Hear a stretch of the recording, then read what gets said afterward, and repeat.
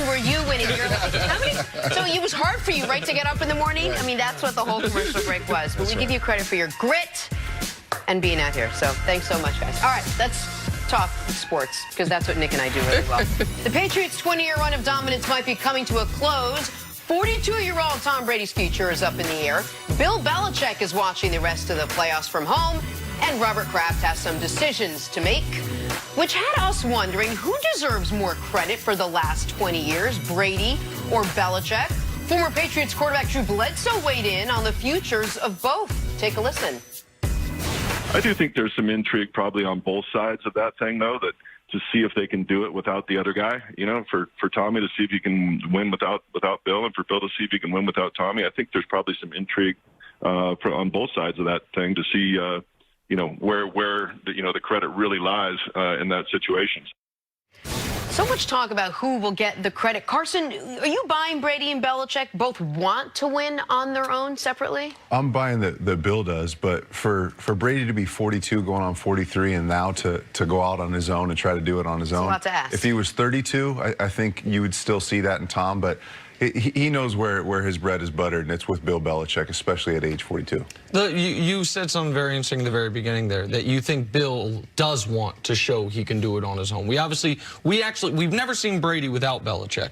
We've seen Belichick a number of times without Brady. His whole stint in Cleveland, his first year in New England, and then 2008 when Brady blows out his knee, they win 11 games. That's a good thing. The fact that they had won they were 16-0 the year before puts a little damper on it. And then the Deflategate year, 3-1 with a young Jimmy Garoppolo and an even younger Jacoby Brissett. How much of that do you think feeds into Belichick wanting to say or wanting to show, listen, Brady's the greatest quarterback of all time, but I can do this without him? I think all of it shows that. You know, like you said, he has not had success without him, and he'll always have that hanging over his head as he goes into retirement. So before Bill does hang him up and decide to walk away from the game, I think he absolutely wants to prove himself without Tom. You know, I think it's kind of crazy to try to separate the two. I think that Bill Belichick understands one thing, that he hasn't won without Tom. He understands also that he was going to have to play at some point without Tom Brady. Really, when you look at this season, he played without the help of the Tom Brady that we all know and love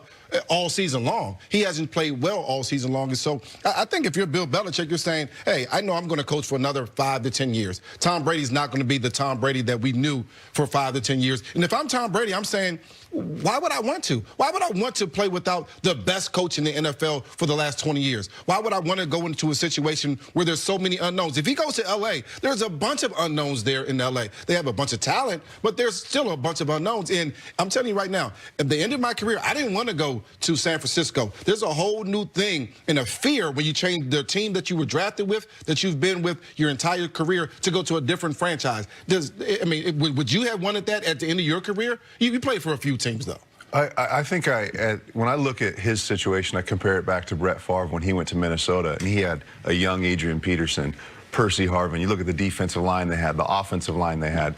So, you know, there's an aspect where Brady's going, man, I'm not getting separation on the outside. Julian Edelman's my #1 target, a great player, but if he can go to a place maybe like the Chargers, like you're talking about, with Melvin Gordon in the backfield, the receivers they have, the offensive line, you know, I think that will be appealing to him, especially being, you know, a California guy going back to L.A. and surrounding himself with some talent that he hasn't had around him the last handful of years. So that leads me to this. I was going to ask, who do you think Nick needs more in order to be successful? You would say probably Tom Brady, but if you give him the amount of weapons that I know you don't seem to think that he needs all those weapons. Sure. Or Bill Belichick, it seems like he would need more to see where the team is right now in order to be more successful. Which of these two needs more around him?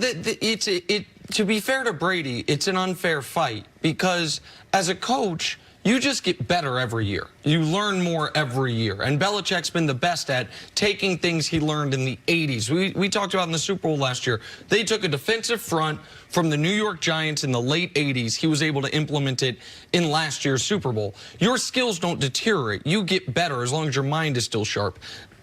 As a player, after usually the age of about 33, for Brady it appears to have been after the age of about 39, you start to tail off.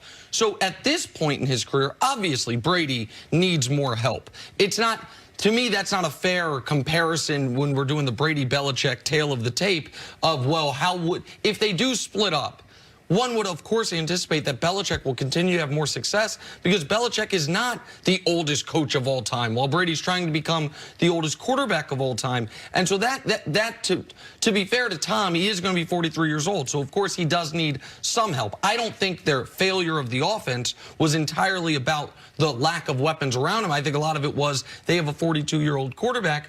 But I'll spin that to you and what you were referencing with the Chargers.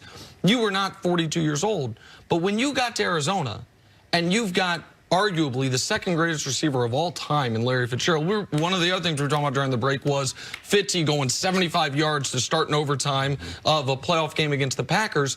How much easier, as you no longer have quite the physical tools you had early in your career in Cincinnati, does it make it for an aging quarterback to have legitimate playmakers on the outside? It's as important to have those playmakers on the outside as it is to have those guys up front that are really, really good and really physical and give you that extra time. But Tom's at a point in his career where he can't throw the deep digs consistently. He can't throw the deep square outs, the comebacks, all those routes that when you're 28, 29, 32, you can complete those. Get the ball out. That's why he loved having Antonio Brown there. He can throw Antonio Brown a noun route, which is just where the receiver stands up, catches the ball, makes somebody miss, and gets blockers down the field in front of him. And, you know, it's a 5-yard pass that ends up going for 15 or 20 yards. So Brady needs those easy completions, those third down completions. He can throw screens and get the ball to elite playmakers to get him more yardage. He doesn't have the same zip on the ball and the same arm strength he has. He needs more guys around him. When you watched him this year, if he did go to a team like the Chargers that has those weapons, and let's assume they have adequate blockers up front, they had dealt with injuries on the offensive line this year, let's assume they have health. How good do you think he can be at age 43? I think with Keenan Allen and Mike Williams and those monsters they have outside, two real threats, guys you have to game plan around. And they can add another guy. They've got a great tailback. They can add another guy up front. They get a tight end. You know, at 42, you can still see Tom Brady being one of the better quarterbacks in the league with great talent around him. Without great talent around him, he's not the same Tom Brady we're used to seeing. Just out of curiosity, what do you think he's going to do next year? What do you think he wants to do? I think it's going to be really interesting to see how things go down between him and Bill. He's not done. I don't think he's done. He knows he can still play at a high level. There's still accolades and statistics and things for him to chase another Super Bowl. I think at 42 and being in the same place for so long, there's some excitement about going to LA or wherever that team is, that next team may be. There is some excitement. There is some reason for concern, a new offense, a new place to live, my kids, my schools, all those things. But when you think about an 8-month or a 9-month season, when it's all said and done, it's worth taking a shot to maybe win one more Super Bowl with the right talent around him. All right, Carson is here to discuss the FedEx Air and Ground NFL Players of the Year awards. Tell us about the nominees, Carson. Yeah, it's a great year. I mean, the quarterbacks, you got Russell Wilson, Lamar Jackson the year he had. Patrick Mahomes is in it again, who won it last year. And my pick, I'd love to see who you like on the ground. I think Derrick Henry's going to win it, but it's been such a fun year to watch these guys. And FedEx is, I'm a former FedEx winner for the Air Player of the Year award, so it's something that's special and close to my heart. And the voting is currently open. It closes on the 30th, so get your votes in now. You can vote on the NFL Twitter page. You can vote at NFL.com/FedEx, so get your votes in now. Who do you got for the ground player? I love what Derrick Henry did towards the end of the year, but, I mean, you can't argue with Christian McCaffrey, the production that he's had. Having over 1,000 yards rushing and 1,000 yards receiving, something that I did in college, it's almost impossible to do in the NFL. You have to get a Christian rookie Something quarterback. told me you were going to love Christian McCaffrey's type of game over the 6'4", 250-pound bruiser. The running back competition, and nobody mentioned Nick Chubb. Nick Chubb at 4:55 p.m. Eastern time on the final weekend of the year was the NFL rushing champion until Derrick Henry ended up stealing it from the second half of that game. We know, I think we know, and not to spoil it, who's going to win the Air Player of the Year. It'd probably be shocking if Lamar doesn't win that title. With the ground. Lamar win both? Oh, yeah. That would be interesting. That would be interesting. He's got an argument for it. Carson, thanks so much for hanging out with us this morning. Really appreciate it. Much more First Things First right after this. I knew you were a McCaffrey guy. Joined by 3-time Pro Bowl quarterback Carson Palmer. Good morning, Friend Carson. of the show. Morning. Good to see you, Morning. Carson. Good morning.